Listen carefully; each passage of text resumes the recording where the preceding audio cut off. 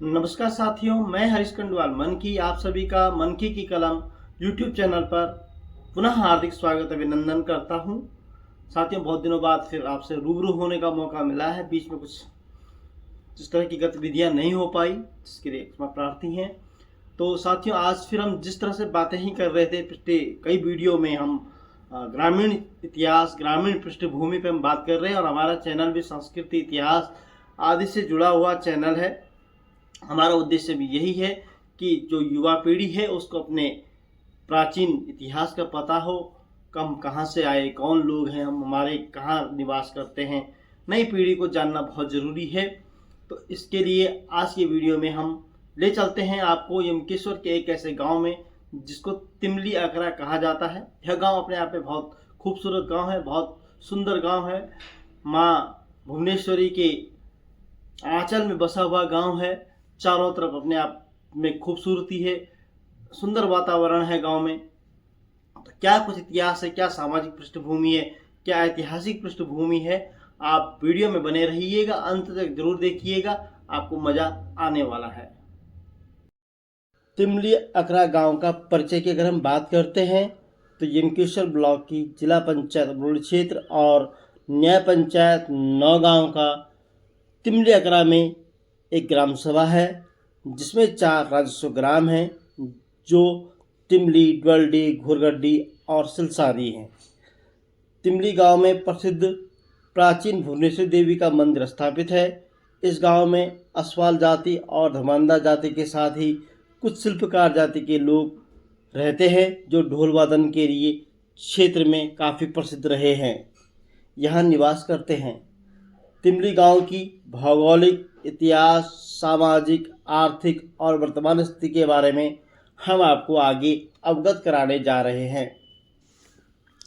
तिमली गांव की अगर हम भौगोलिक स्थिति की बात करते हैं तो यह गांव समुद्र तल से लगभग 1700 से 1800 फीट ऊंचाई पर बसा है। यह नौगांव बुकंडी मार्ग, जो लक्ष्मण झूला कांडी मार्ग से लिंक रोड पर जुड़ा हुआ है।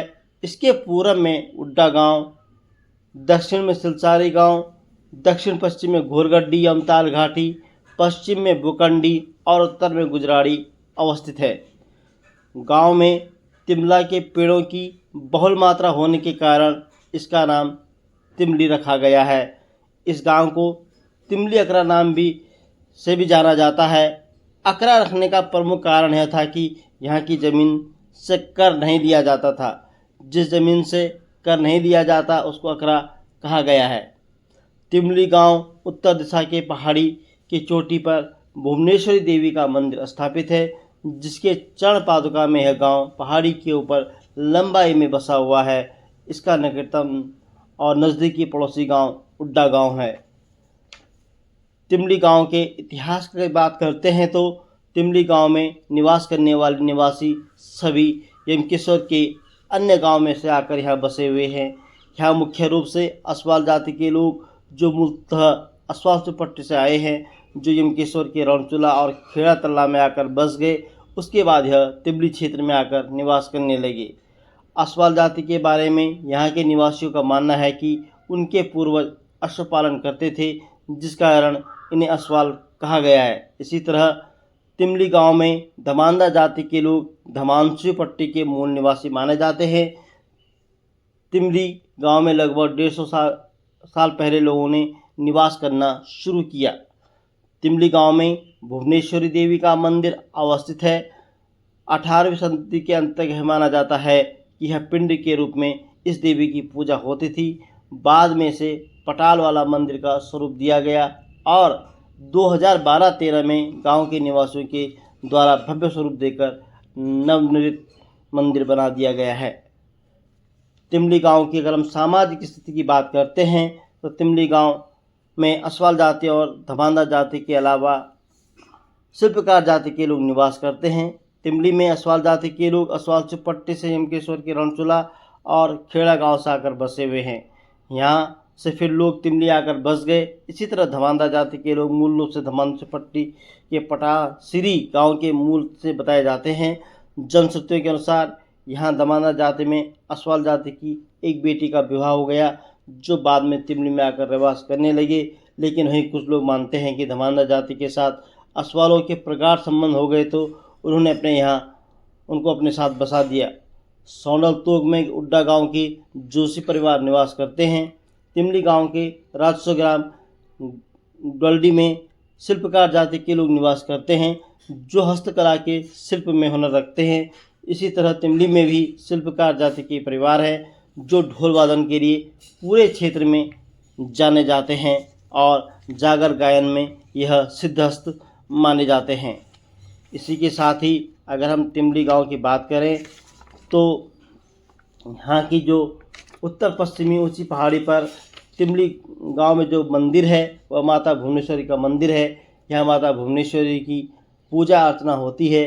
तिमली निवासी पूर्व प्रधान श्री गब्बर सिंह असवाल जी एवं अन्य लोगों का कहना है कि पहले इस मंदिर में शारदीय नवरात्रों में नवरात्रि तक मन्नान का आयोजन होता था, जिसके लिए ढासी गांव से जागरी बुलाए जाते थे। दशहरे के दिन अठवाड़ होता था, लेकिन आज अब बलि प्रथा बंद हो गई है और अब अठवाड़ की जगह नारियल की बलि देकर पूजन बड़े धूमधाम से किया जाता है।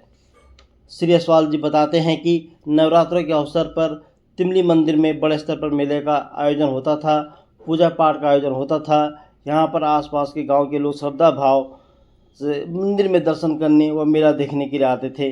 मंदिर में पहले बकरों की बलि चढ़ती थी।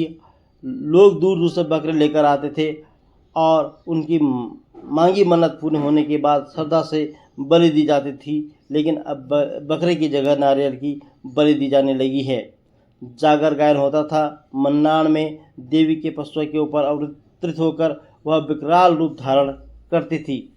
लकड़ी के लाल अंगारों में नंगे पांव वहाँ नृत्य होता था और गरम लाल लोहे की रॉड को लेकर देवी का पशु नृत्य करता था।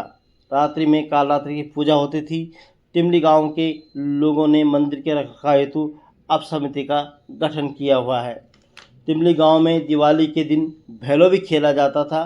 भैलो खेल मूलतः टिहरी जिला के हिंदाव पट्टी का है।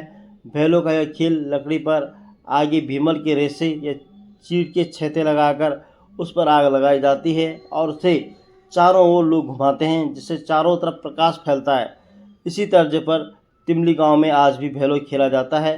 पूर्व रात को भैलो खेलने के लिए गांव के चौक में मन्नान लगते थे। इसमें सभी लोग वाद्य यंत्र ढोल दमों के साथ सारी रात नाचते गाते रहते थे। इस मौके पर ढासी गांव से विशेष कर जागरी बुलाए जाते थे। भैलो खेलने और दिवाली के मनोरंजन के लिए यह गांव जाना जाता था। तिमली गांव की अब आर्थिक स्थिति पर बात करते हैं तो तिमली गांव की आर्थिक स्थिति तिमली गांव की आर्थिक दृष्टि से देखा जाए तो यहाँ भी खेती और पशुपालन मुख्य व्यवसाय के तौर पर रहा है। यहाँ शिल्पकार जाति के लोगों का पारंपरिक व्यवसाय हस्तशिल्प कला रही है। आज कुछ लोग सरकारी नौकरियों और प्राइवेट नौकरियों में कार्य कर रहे हैं। यहाँ की प्रमुख फसलों में मुख्यतः झंगोरा के लिए प्रसिद्ध था। वहीं अन्य फसलों में धान, गेहूँ, जौ, मंडुआ, गहत, उड़द, लोबिया एवं तिलहनी फसलें उगाई जाती रही हैं। वर्तमान में तिमली में क्योंक डाक तोंग में स्वयंवर सिंह धमांदा जी द्वारा आधुनिक तरीके से खेती की जा रही है, जो एक उल्लेखनीय है।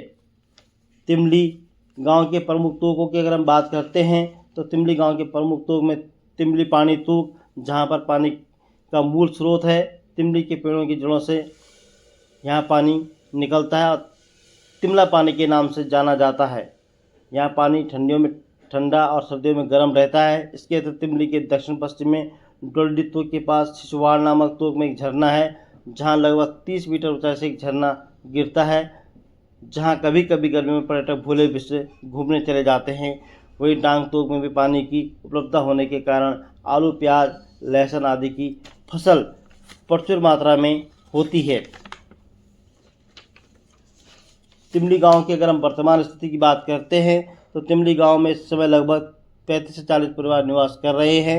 शिक्षा की दृष्टि से देखा जाए तो हीराखाल नज़दीकी इंटर कॉलेज एवं स्वास्थ्य के लिए प्राथमिक स्वास्थ्य केंद्र यमकेश्वर स्थित है। वहीं बैंक भी यमकेश्वर में अवस्थित है।